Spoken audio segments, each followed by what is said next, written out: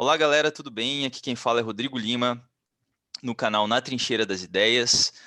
O vídeo de hoje nós vamos fazer uma análise sobre as eleições municipais, as eleições que se encerraram aí no último dia 29 de novembro, né, no segundo turno. Já havia sido realizado o primeiro turno no dia 15 de novembro. E depois do cenário consolidado, com todas as prefeituras definidas, muita análise já aconteceu durante essa semana, a gente tem condições de fazer uma boa leitura, né, do que ficou do resultado eleitoral dessas eleições municipais de 2020. Como é de praxe, eu peço que você curta o vídeo, compartilhe nas suas redes sociais, se inscreva no canal, deixe o seu comentário, deixe o seu like para que a gente atinja cada vez mais pessoas. Hoje a gente vai conversar aqui, bater um papo, fazer essa análise com o Luiz Eduardo Bife. O Luiz, que é um trabalhador informal, estudante de engenharia mecânica e licenciatura em física, e que também é militante do Partido Comunista Brasileiro, né, militante na célula Roberto Colloni, em Criciúma. Então, Luiz, muito obrigado aí pela tua participação. A gente vai trazer aqui alguns dados, né, para ir fazendo análise.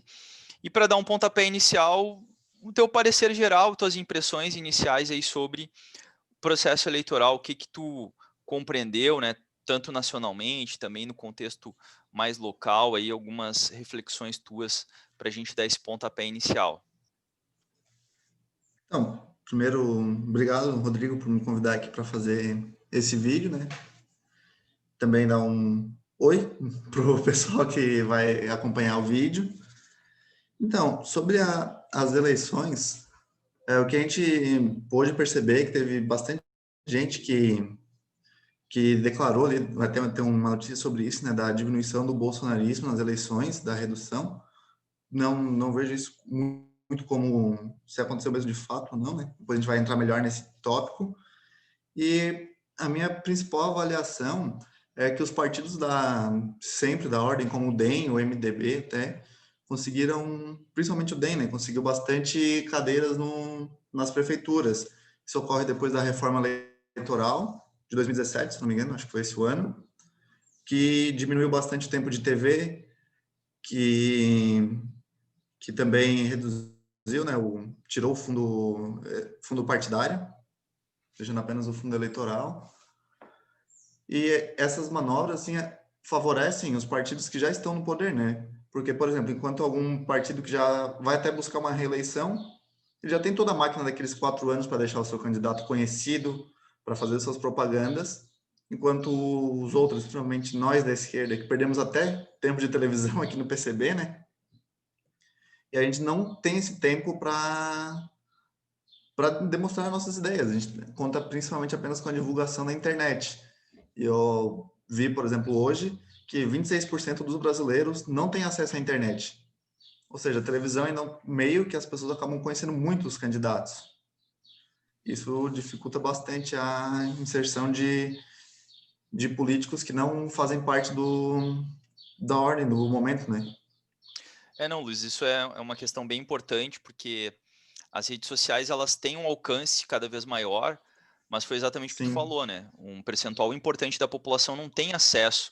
Ou às vezes tem um aparelho celular, mas é um aparelho que não lhe proporciona, né, uma boa conexão, um bom acesso. Às vezes tem um aparelho, mas não tem um acesso à internet. E realmente o espaço de TV e rádio também, que é muito ouvido, né? uhum, Acaba a restrição do espaço para os partidos, principalmente os partidos de esquerda, acabam restringindo bastante. Claro que tem formas de quebrar isso, né? Depois a gente vai falar um pouquinho, sim, principalmente a campanha do Boulos, eu acho que foi bem interessante nesse sentido. Mas é óbvio que é um empecilho maior. E a questão da coligação, o fim da coligação na proporcional, nas eleições proporcionais para vereadores, não teve um sim. reflexo direto nessa eleição, ainda há uma dispersão, uma fragmentação muito grande no ponto de vista da composição das câmaras de vereadores, mas a gente já percebe o quanto isso também fortalece, né, ou ele é direcionado para fortalecer as legendas mais estruturadas, né, aquelas legendas que já têm um corpo de membros maior, de filiados maior, que Uhum. tem estrutura, que está na estrutura de governo, das prefeituras. Então, são ferramentas aí que foram criadas pelo Congresso Nacional, que visam exatamente limitando e restringindo a participação de muitos partidos políticos. Isso que tem a questão da cláusula de barreira, que vai apertar o cerco ainda mais em Sim. 2022, né, porque a eleição para a Câmara de Deputados que vai delimitando isso. Então, o projeto que foi pensado por quem fez essa reforma é exatamente de restringir a disputa política partidária para meia dúzia de partidos, enfim, né, que vão acabar Uhum. concentrando. Mas, Luiz, então vamos entrar aqui na análise dos dados. Eu vou compartilhar aqui algumas imagens para a gente ir interagindo com a galera aqui e o pessoal ir visualizando, né, o que a gente tem de resultados, que na verdade é do Boulos, mas nós já vamos chegar lá no Boulos. Vamos voltar aqui para a primeira. Então, vamos começar com esse elemento importante, né, no contexto eleitoral. Essa notícia do Poder 360, né, que está a figura do Eduardo Paes, o prefeito eleito no Rio, que já havia sido prefeito em 2 oportunidades, né, derrotou o Crivella. Mas uma coisa que chama atenção, 10 cidades tiveram abstenção maior que o número de votos no prefeito eleito. A ausência supera voto em paz no Rio, né? O segundo turno tem recorde de não votantes, 11,29 milhões deixam de ir às urnas.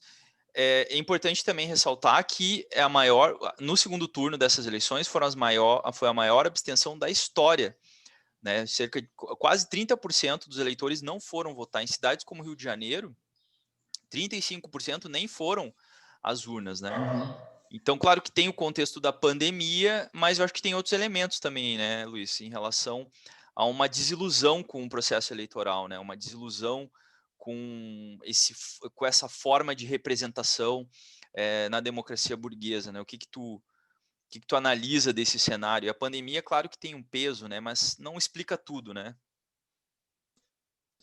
Sim, então, o que eu ia falar é até mais, se concentra mais nessa parte da desilusão das pessoas com o processo eleitoral.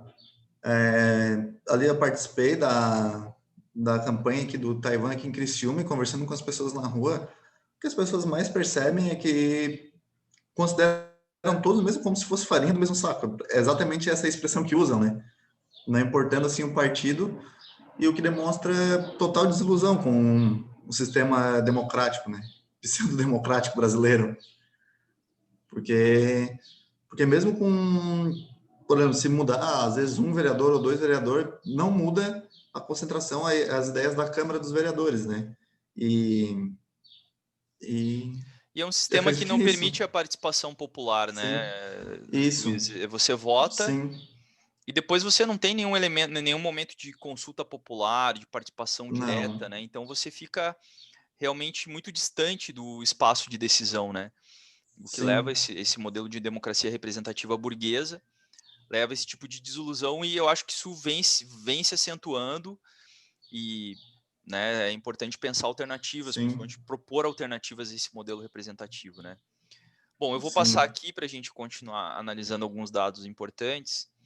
Esse aqui é um fator que tu comentou antes, acho que a gente vai tentar analisar, que é uma outra leitura que pesou bastante nessas eleições de uma derrota do Bolsonaro, né?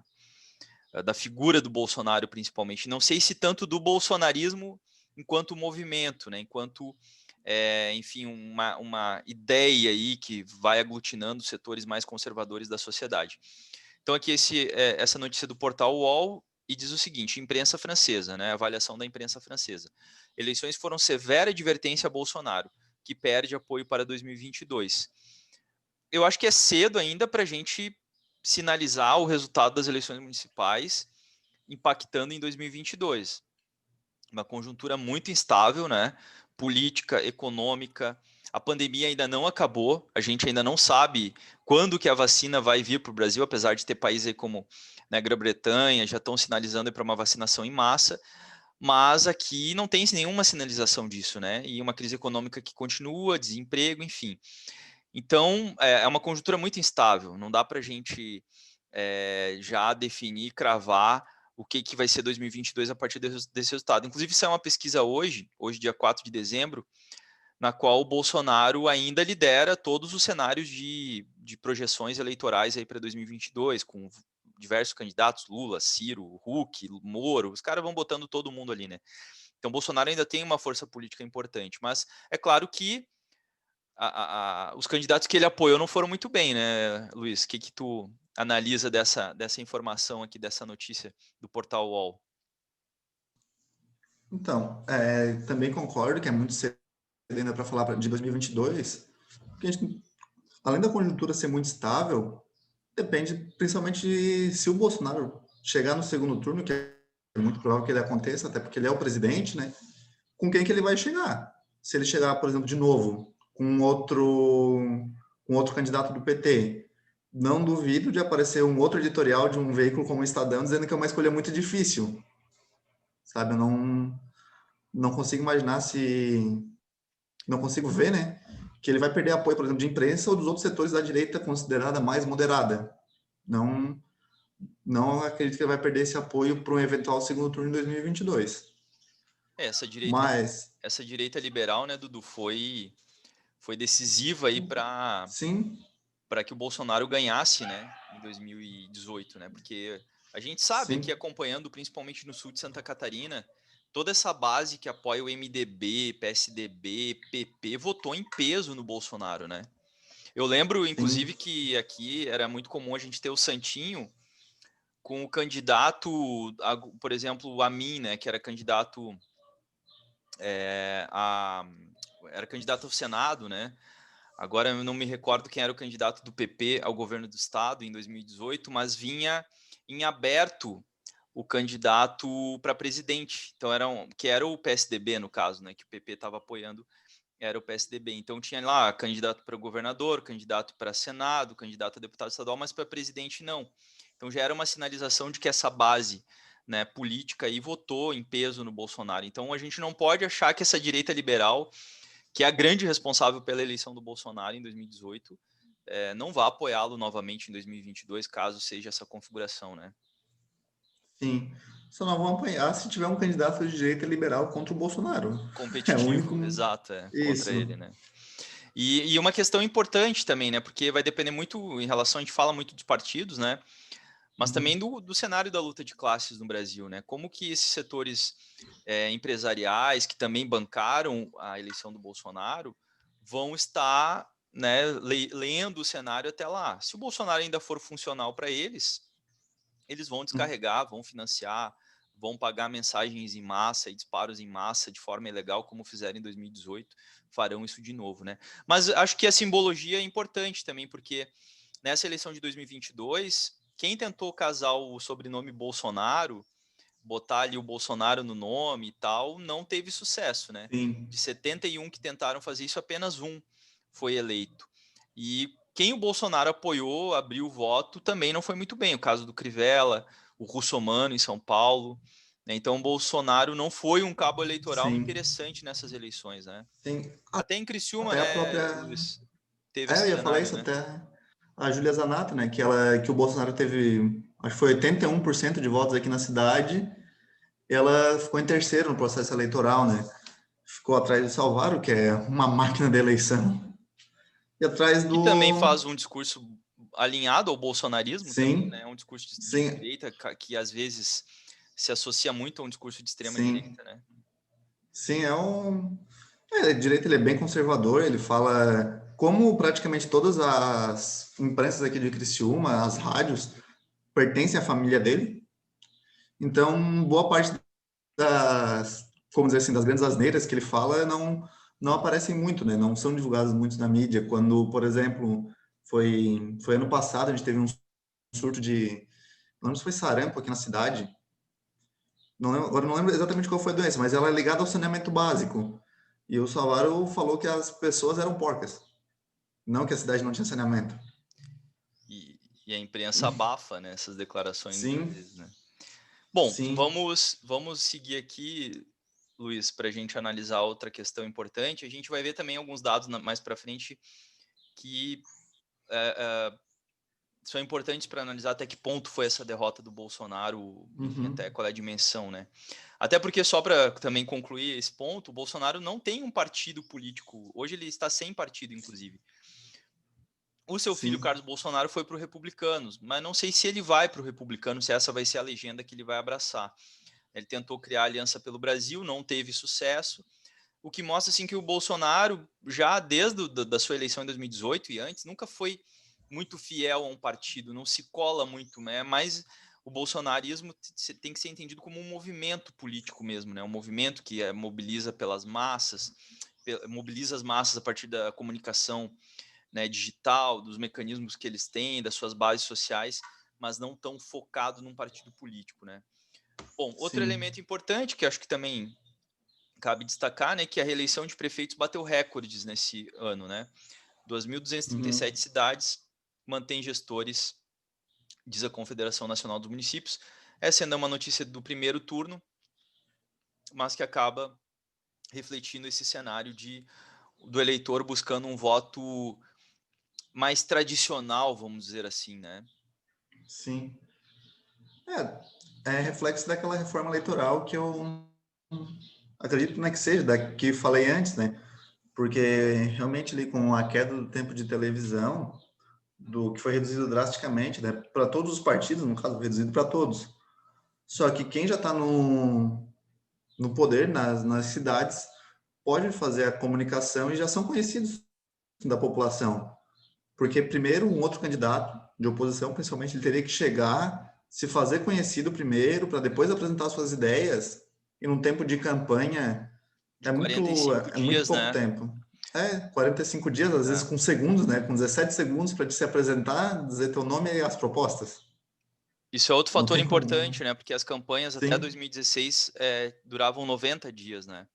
E a partir de sim, 2018 elas tiveram a redução aí para 45 dias, né? Então, isso também favorece quem já é conhecido. E também você vai ter um outro fenômeno que é não necessariamente o cara é sendo reeleito, mas a eleição de muitos candidatos que foram prefeitos em outro momento, ou que foram sim. vice-prefeitos, que já tem, né, um recall aí que se chama, né, já tem um reconhecimento pelo eleitorado, e o eleitorado foi nesses candidatos. Também outro fator que eu acho importante é que em 2016 o grande fator assim do voto foi a antipolítica, né? Então a gente viu o Dória em São Paulo, que é um empresário que faz um discurso Gestor. antipolítica, né? O Calil em BH, que era dirigente de clube de futebol, o próprio Crivella, que é político, né? Tinha sido senador e enfim passou por vários cargos eletivos aí, mas se apresentava como pastor e tudo mais. Então esse ano parece Sim, que esse fenômeno não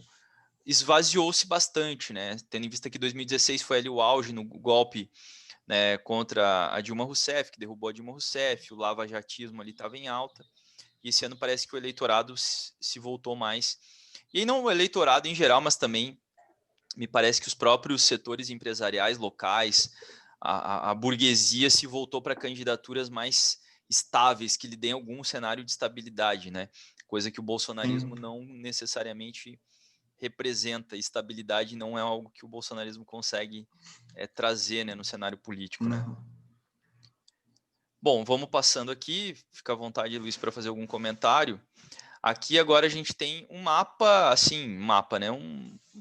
Os dados aqui, né, comparativos de 2016 e 2020, dos partidos políticos aqui. Acho que tem alguns dados importantes. Se tu quiser fazer alguma avaliação inicial aí para a gente ter um panorama, né, das eleições.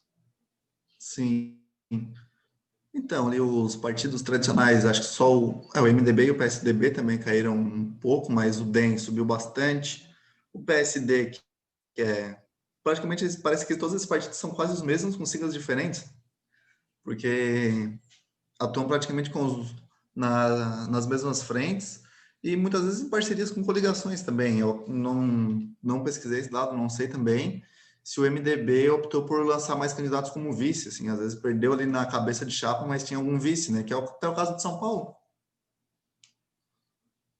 Sim, tu vê E que o MDB ainda é o partido que mais elege prefeitos no Brasil, né? O primeiro aqui, sim, mas uma queda importante, né? De quase 25% no número de prefeitos, né? E aí sim, você vê que isso é interessante, né, Luiz? Como você não vê a mídia dizendo que o MDB acabou, ou que o PSDB acabou porque tiveram, o PSDB, por exemplo, perdeu quase 35% das prefeituras. Sim, Então, eles colocam esses partidos também como os grandes vitoriosos do processo eleitoral, quando, de fato, se a gente for tomar como referência o número de prefeituras, houve uma queda significativa desse segmento, sim. né, desse bloco MDB-PSDB, né? Sim, maior do que o PT, né? Que dizem que o PT acabou, mas ainda conseguiu um bom número de prefeituras. Apesar O de PT teve mais uma 2016, queda. Acho que a grande derrota do PT foi em 2016, apesar que o PT perdeu sim. quase 28% dos prefeitos também, é uma Uhum. queda considerável, né? Mas Ainda é um depois nós partido vamos ver muito grande, né? é uma queda grande. E eu acho também, como a gente falou antes em relação ao bolsonarismo, esse bolsonarismo é importante a gente identificar que ele está disperso, né? Como não teve um Sim, partido que unificou os candidatos do Bolsonaro, ligados ao Bolsonaro, então você vê que o Republicanos aumentou de forma significativa o número de prefeitos, né? O próprio PSC, que é um partido pelo qual o sim. Bolsonaro, inclusive, passou, né? Antes de ser filiar o PSL, o próprio PSL, né? Aumentou de forma Mas, significativa, né, o número de prefeitos. E aí sim, essas siglas como Avante, Patriota, né, que também tiveram aumento, tem muito do bolsonarismo aí sim. misturado aí nesse contexto todo, né? Sim, principalmente o Patriota, né? Que era o partido do Cabo Daciolo, Sim, sim. também que é um partido de extrema direita. E chama atenção também a queda como o PDT mais estável, mas o PSB perdeu uma quantidade Sim, importante de prefeituras. Então esse centro-esquerda também sai com um resultado que não lhe é favorável, né? Então esse voto sim, ele não migrou muito para a esquerda ou para centro-esquerda. Na verdade, saiu, né, desses setores. Claro, a gente sendo bem generoso aqui, né? Porque o PSB, em muitos cenários, e o PDT, inclusive, a gente conhece aqui, por exemplo, Santa Catarina, é forçar a barra chamar esses caras de centro-esquerda, né? Mas, sim, enfim, vamos ser generoso com eles aí, vamos colocar assim, né? E o PSOL aqui, para a gente pegar um partido do campo da esquerda socialista, aumentou de 2 para 5 prefeituras. Acho que o mais importante é que ganhou uma capital, né? Belém do Pará. Então acho que isso sim. traz O Edmilson ele já tinha sido prefeito outras vezes, né? pelo PT, né? Ele foi pelo Sim, PT em 96, depois foi reeleito em 2000. isso. Aí depois dessa ele já foi pro PSOL, ou PSOL, né? Não sei como é que depende do lugar, como chama. E ele conseguiu agora, né? Esperamos que faça um bom mandato. Que é Vai ser o... uma referência e pode se Sim, tornar uma referência para a esquerda, né? sim, Um mandato popular, né? E aqui o novo, mas o novo nós vamos chegar neles daqui a pouco, mais para frente, quando a gente for falar de Santa Catarina, que elegeu um prefeito, né? Que nem muitos memes circularam na internet, se fosse por sim, meritocracia, o novo tinha que fechar as portas, né? Porque não foi bem sucedido e não fizeram o trabalho direito, né? Então aqui uma configuração aqui, uma certa classificação. Claro que essas classificações são sempre polêmicas, né? Até como a gente já falou, até que ponto o PSB, dependendo do contexto, pode ser considerado um partido de esquerda, de centro-esquerda.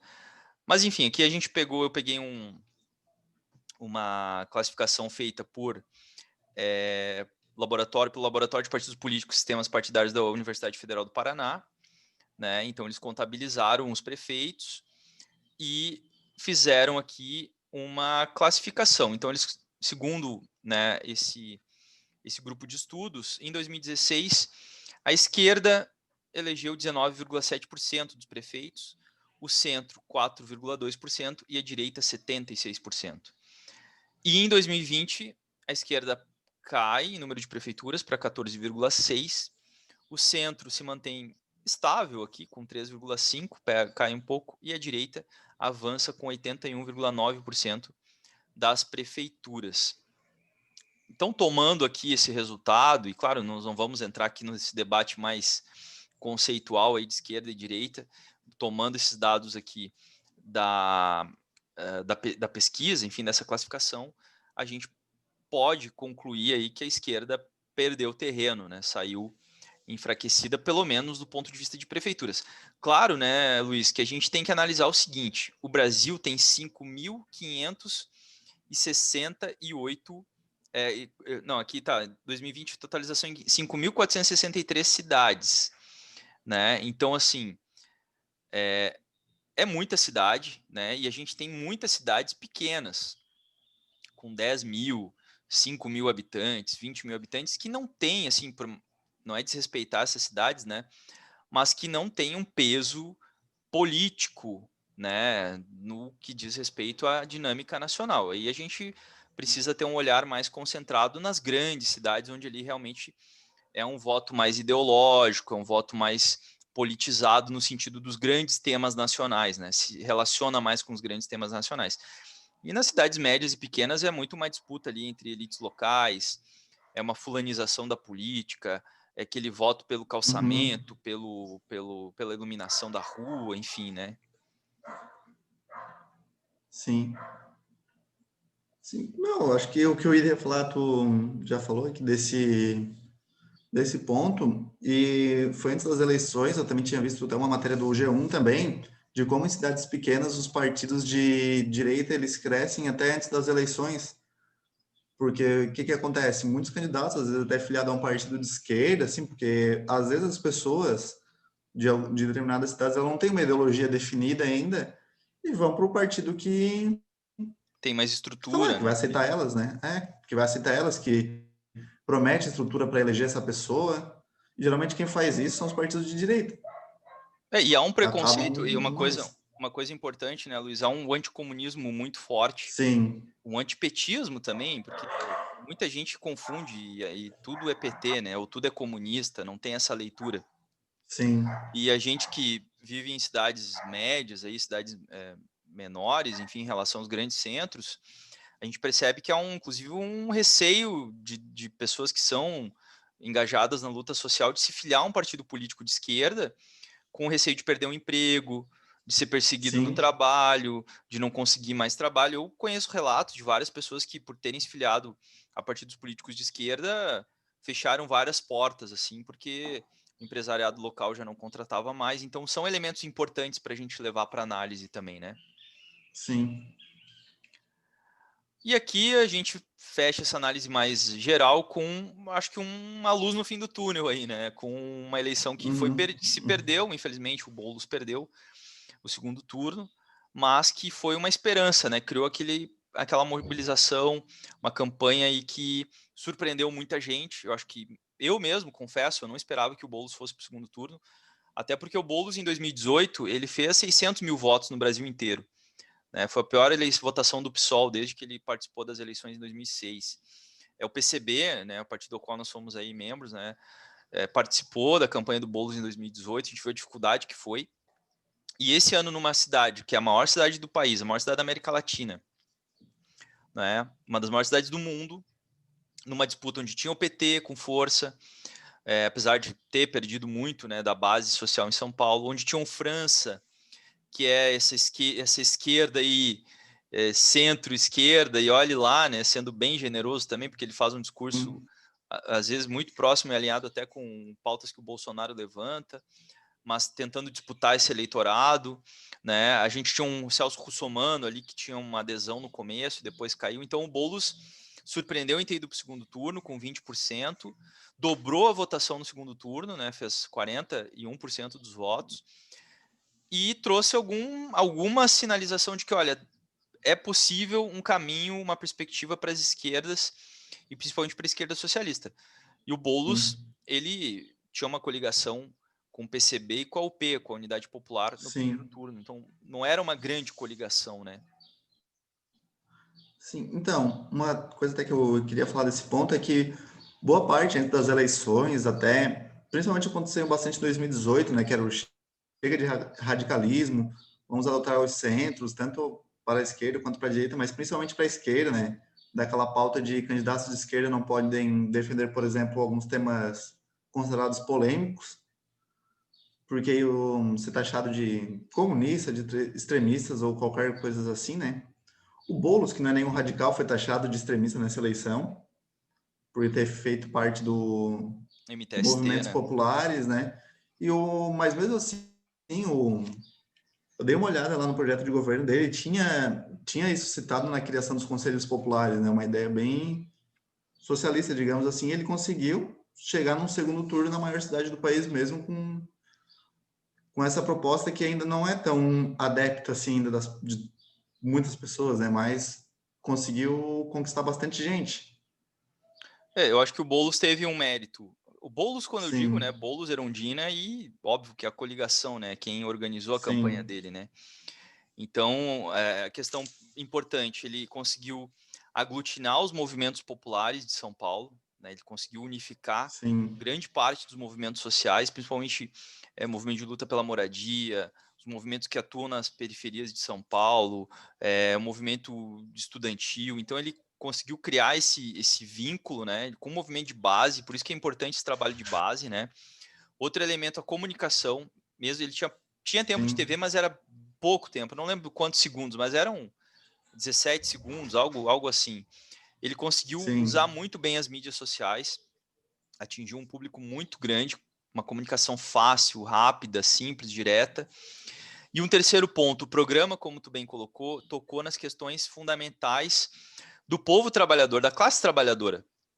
É sim, importante a pauta identitária, claro, ninguém aqui vai recusar a pauta identitária, no sentido da questão do negro, da população LGBTQIA+, das mulheres, mas o Boulos achou um ponto de unidade aí, né? Que foi a pauta, né, da luta pelos direitos da classe trabalhadora, pelos direitos da periferia, e esse ponto de unidade, eu acho que também deu esse vínculo, né? Criou essa base, criou essa possibilidade do Boulos ir para um segundo turno e disputar com a máquina do PSDB no segundo turno. E só para concluir a minha fala aqui, eu já passo a palavra para ti de novo. A gente tem um exemplo de que não necessariamente você juntando todas as legendas partidárias você vai ter um resultado positivo, né? Uma frente ampla ou algo do gênero, né? Como foi o caso de Florianópolis, onde teve uma frente ampla com partidos como o PT, PCdoB, junto com o PSOL, que era o candidato Elson, e não teve sucesso. Então, acho que a gente tem que fazer essa leitura de uma maneira mais aprofundada também, né? Bom, não sei se tu tem mais algum comentário aqui, Luiz, sobre a questão mais geral, e nós vamos aqui sim. então já, se tu quiser complementar aí, fica à vontade. Não, eu só ia falar dessa questão da frente ampla, que ela foi bastante trazida em torno depois das eleições de 2018, né? Foi aquela do Juntos contra o Bolsonaro, coisas desse tipo. Só que no fim mostrou que nem sempre isso que pode dar certo, né? Porque tem várias do Juntos contra o Bolsonaro, só que cada um dessas partidas, por exemplo, tem objetivos diferentes. Por exemplo, mesmo que haja um PDT que seja de oposição ao Bolsonaro numa candidatura junto com o pessoal, como foi em Florianópolis, o programa ele acaba sendo limitado por essa candidatura, né? Por ter junto um outro partido que não vai aceitar determinadas ideias. Em um segundo turno, aí já é outra história, porque no segundo turno tem que escolher alguém para apoiar os que já estão ali, né? Tu não pode lançar a tua própria candidatura É o para voto útil, né? O famoso um voto segundo útil, turno. né? Segundo turno, né? É. Aí ali os partidos foram junto com o Boulos, todos de esquerda, porque ele era o representante da esquerda, né? E, e mais o que levou ele mesmo foi, acredito, né, que levou ele para o segundo turno, não foi essa ideia de conciliação que parecia que era o que a esquerda estava buscando de novo, né? Mesmo depois de tudo que aconteceu com o PT, parecia que queria voltar para esse caminho. Exatamente. Não é só juntar a sigla, né? A montar Sim, uma frente que vai resolver o problema. Se não tiver trabalho de base, um programa. E aí que eu tocou no ponto principal, né? Um programa radical, né? Radical de tocar na raiz dos problemas. Por isso que sim, é ser radical mesmo. Não dá para querer transformar essa palavra em outras coisas. E tocar diretamente com as demandas da classe trabalhadora, né? Com as questões que sim. apontem para um avanço, né, dos direitos, nas questões ligadas à classe trabalhadora. Acho que esse é o grande ensinamento da campanha do Boulos. Mas, Luiz, vamos avançar aqui. Eu trouxe aqui alguns dados interessantes, né, sobre algumas questões ligadas a gênero, raça, enfim. Eu vou passar aqui e depois no final a gente faz um comentário geral. O número de mulheres prefeitas, 651, e homens prefeitos 4.750, um percentual aí em torno de 12%, eu tenho aqui o percentual aproximado que eu anotei, em torno de 12% de mulheres prefeitas, o mesmo que 2016, então mostra também que tem financiamento, o financiamento do fundo eleitoral tem que ir para 30% para as mulheres, né? Os partidos têm que garantir pelo menos 30% das candidatas mulheres, mas a gente vê que isso não tem refletido num aumento significativo no número de representação feminina, né? E aí mexe em questões mais estruturais, e o problema não se reverte apenas com essas medidas paliativas, né? E em vereadoras também, né? O número de vereadores mulheres muito abaixo, né, do número de vereadores homens no Brasil como um todo. Aqui a questão étnico-racial, prefeitos, a maioria dos prefeitos eleitos são brancos, uma total distorção, né, em relação ao que é a população brasileira. Pardos e pretos, aí em torno de 32%, né, dos prefeitos eleitos. É mais do que em 2016. 2016 foi em torno de 29%. Até porque teve uma mudança também no financiamento, né? Os partidos têm que financiar, destinar os recursos de forma equitativa entre brancos e negros, né? A partir dessa eleição isso começou a valer. Aqui amarelos 0,39, indígenas 8, apenas 8 prefeitos indígenas, né? E vereadores já um pouco menos distorcido, mas também os brancos são maioria, né? Pardos aí 38%, pretos 6%, né? Amarelos indígenas também um percentual bem pequeno aqui, né, em relação à comparação total. Mas há aqui um equilíbrio, há uma maior aproximação ainda da distorção existe no relação ao voto da representativo. E a gente teve muitas mulheres negras eleitas nessas eleições, né? Então acho que há Sim. alguns avanços aí no sentido dessa questão da participação negra, né, da população negra nos espaços de representação. E só para concluir aqui, antes de passar para o teu comentário, esse é o perfil do vereador eleito no Brasil em 2020. Homem, branco, 44 anos, ensino médio completo, casado e com a ocupação de vereador, ou seja, aquela galera que já está ali na estrutura, na máquina. Esse é o perfil, né? Então, isso explica muito também, né, Luiz, esse distanciamento da população com a política representativa, né? Porque esse perfil representa um percentual que não é a grande massa da população brasileira, não é esse perfil aqui, né? As mulheres estão subrepresentadas, os negros estão subrepresentados, os jovens estão subrepresentados, né? As pessoas com baixa escolaridade não conseguem acessar esses espaços também. E vereador, quer dizer, é o cara que está na máquina, né? O trabalhador assalariado não tem nem condições de disputar um cargo desse, né? Então, como que você vai se reconhecer ou vai se mobilizar para uma disputa política dessas que elege um segmento aí que não reflete, né, a realidade do povo brasileiro? Sim. Bom, os problemas do machismo e do racismo, eles são estruturais, né? Como tu mencionou antes, essas questões das eleições, do financiamento, elas ajudam a ter uma medida paliativa, mas que acaba não resolvendo o problema. Mas pode ajudar num curto prazo. Quanto ali à ocupação de vereador, como já falou, já faz parte da máquina, já está ali, e também acredito que é muito difícil para um empregado do setor privado se candidatar por um partido de esquerda é uma eleição, né? Fica meio complicado assim. Será que ele volta para o trabalho depois da eleição? Se filiar no partido já fecha as portas. Imagina se candidatar e ter o seu nome exposto, né? Sim, sim, a Pode estar exposição complicado. pública acaba Sim, dificultando muito, né? E inclusive o tempo, né, para ele fazer campanha, porque sim, o trabalhador da iniciativa privada não tem liberação para fazer campanha, né? Então ele vai ter que trabalhar a jornada dele de sim. trabalho, o operário lá, que é um trabalhador da construção civil, enfim, e fazer campanha no horário vago, quer dizer, o cara não tem tempo para isso, né? Ele precisa comer, ele precisa Uhum, descansar, ele precisa estar com a família dele. Então a gente percebe que o sistema eleitoral e o sistema, né, como está organizado, ele não possibilita a participação popular. Ele inclusive impede, ele cria mecanismos que em tese são sim. democráticos, mas que na prática não possibilita que um operário da construção civil, que um trabalhador no setor de serviços, no comércio, que um trabalhador, enfim, né, no setor Sim. automotivo possa se candidatar, uma dona de casa, por exemplo, também, né, possa se Uhum, candidatar, porque as condições são superficiais, assim, são condições que são paliativas, que são criadas mas que não mexem nessa estrutura de representatividade aí nos espaços parlamentares no Brasil.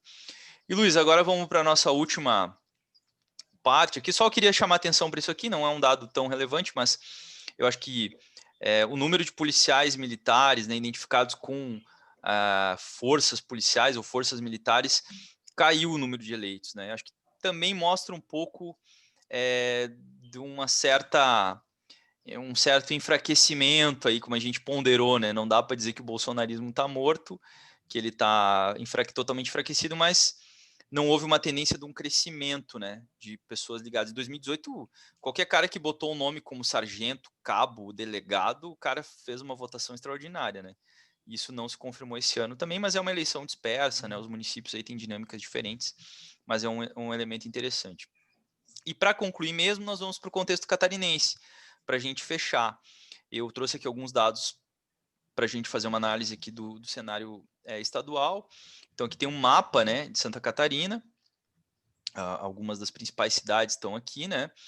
E os partidos que tiveram mais sucesso nessas eleições. Então, a gente vê que a lógica MDB-PP ainda prevalece no interior, né, nas cidades pequenas, essa herança que vem desde a ditadura militar, do velho MDB e da Arena, que se transformaram em PMDB, que depois voltou a ser MDB, a Arena que se transformou no PPL, né, no PPB, depois PP, né, enfim, hoje o Partido Progressista que tem essa parte dessa herança, vamos dizer assim, são os partidos que mais ganharam prefeituras, depois o PSD, que era o partido do governador antes do Carlos Moisés, o Colombo, né, o PSDB, o PL, que é um partido do Jorginho Melo, que é um cara que é senador hoje, está se cacifando aí para ser candidato a governo do estado em 2022.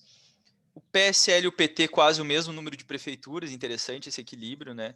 E o PT, a gente vê que praticamente as prefeituras na região oeste de Santa Catarina, onde o PT tem elegido aí os seus deputados estaduais, né? O deputado federal tem saído dessa região, né? O PT no litoral aqui praticamente não ganhou pouquíssimas prefeituras, né? O PT que já governou Joinville, já governou Blumenau, já governou Criciúma, já governou Araranguá, Tubarão, Chapecó, já governou grandes cidades do estado, né? Inclusive governou Floripa com o vice, né? O Afrânio, nos anos 90. Então, há um enfraquecimento do PT no estado também. E aqui vem outras legendas que têm menos força política. O PDT elegeu 3, o PSB elegeu apenas 1. E uma coisa interessante, né, Luiz, é que as eleições se deram num contexto de crise política no estado, né? Na qual o governador Carlos Moisés, que foi eleito pelo PSL, ainda é do PSL, estava afastado do seu cargo. Então, ele teve pouca influência no processo eleitoral. A Daniela Rainer, que é uma bolsonarista, assumiu por um período tampão. O Moisés já voltou. Mas me parece que essa saída dele foi estratégica, né? Tiraram ele no momento importante, que era o momento das eleições, então ele não teve capacidade de tentar articular alguma coisa do ponto de vista político nessas eleições municipais. E um outro elemento também que eu acho interessante, Santa Catarina tem uma inflexão à direita muito forte, né? Isso se acentuou nos últimos anos. Eu acho que não é uma coisa que seja que não seja possível de mudar, até porque o Lula em 2002 fez a sua maior votação proporcional aqui no estado, mas a gente percebe, né, com o fenômeno do Bolsonaro, que foi muito forte, né, em cidades como Criciúma, como tu falou, isso é muito forte ainda, né. Mas parece que essa desconfiança com o Carlos Moisés, que foi um cara que foi eleito do nada, que era um ilustre desconhecido, também causou uma maior tendência do eleitorado, né, reforçou essa tendência do eleitorado em votar em pessoas já conhecidas, vamos dizer assim, ou políticos tradicionais aí, do campo da direita, né, basicamente, né. Sim, então, aqui em Santa Catarina, contextualizando, né? A gente viu na mídia várias pessoas falando das famílias dos coronelismos do Nordeste, né? Mas aqui em Santa Catarina a gente também tem. Nunca é citado, mas tem os Bornhauser e os Amins, que Se influenciam muito a reproduzem. política do Estado, né? Sim. Eles estão espalhados em diversos partidos, né? Os Amins estão praticamente concentrados no PP, mas os Bornhauser eu já vi no PSDB, no PL, no PSD. No PSB, já chegaram a estar no PSB Sim, aqui. sim, eles ainda têm muita influência na política aqui do Estado. E são os partidos mais tradicionais, né, que acabam sendo eleitos. Só o PSD, que não era um partido tradicional, que foi fundado, acho que não faz nem 15 anos, né, pelo Kassab. E ele vem crescendo como um centro-direita tradicional, conservador e liberal na economia.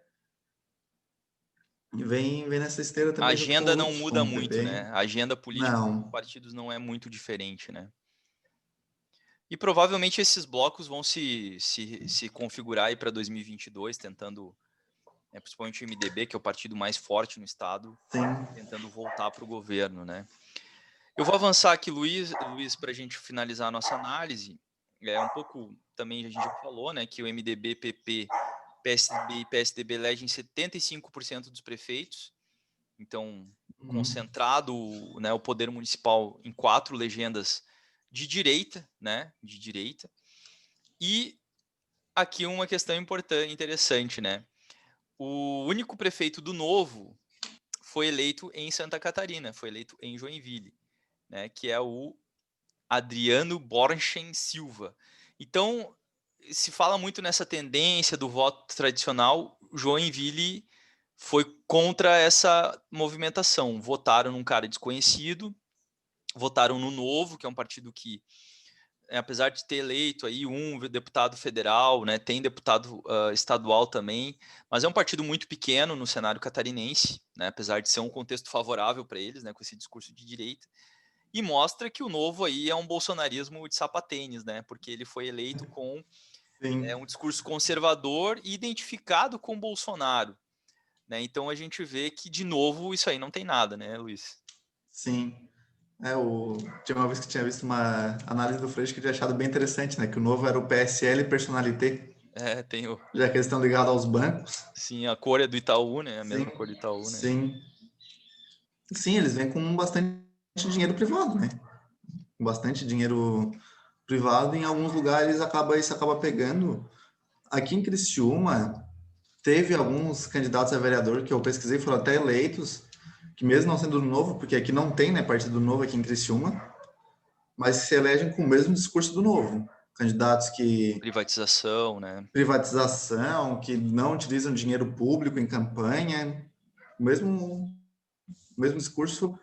Como o partido é pequeno em Santa Catarina, acredito que boa parte desses candidatos, identificados até com o Novo, utilizam outras siglas para se elegerem, como o PSDB, acho que seria o maior Abrigo, receptor né? assim dos Uhum. abrigo pessoal do Novo.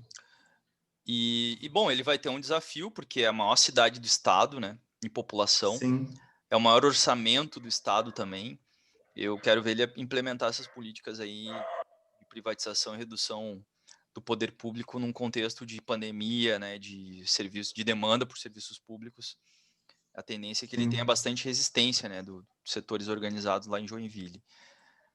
E era isso, né? Voltamos aqui para o nosso primeiro slide. A gente vai interromper aqui as nossas projeções. Então, Luiz, eu acho que, em linhas gerais, a ideia é essa mesmo, a gente fazer uma análise geral aí. Óbvio que tem muitos dados, né, muita coisa circulando na internet, muitas tabelas, gráficos, informações, mas a gente deu aqui pelo menos uma visão a partir de uma perspectiva de esquerda, comunista, né, sobre esse cenário e as questões que estão colocadas. Então, Luiz, agradeço a tua participação, peço aí que tu faça as tuas considerações finais para a gente fechar essa nossa avaliação das eleições aí. Então, obrigado mais uma vez pelo convite. E eu acredito que as minhas considerações finais seriam bem parecidas com as iniciais, né, sobre as eleições, que a gente viu principalmente aqui em Santa Catarina, aquele dado de 75% das prefeituras estarem se considerando em 4 siglas de centro-direita, que eles acabaram se fortalecendo por serem os partidos que têm maior influência nos municípios, pois tem os maiores caciques, assim, de pessoas com mais dinheiro nos municípios, né? Investem nesses partidos, não dão dinheiro, eles investem realmente para ter um retorno no mais para o futuro ali, Financeiro, né? né? Um retorno Para ter um financeiro, não só retorno político, financeiro, né? mas sim. E os votos se referiram nesse, né? Em Santa Catarina também tem bastante, como em qualquer lugar, né? Aqui no Brasil tem bastante compra de voto, nas majoritárias, não, nas proporcionais se refletem bastante, e isso favorece bastante os partidos de centro-direita, que cresceram ainda mais. E que tem o poder econômico, né? Sim. Bom, Luísa, então finalizamos aqui. Agradeço a tua participação, o pessoal que acompanhou aí novamente, né? Curta o vídeo, compartilhe, deixe seu comentário, se inscreva no canal e na sequência teremos mais análises aí, mais debates aqui na Trincheira das Ideias. Valeu, galera. Tchau, tchau. Falou.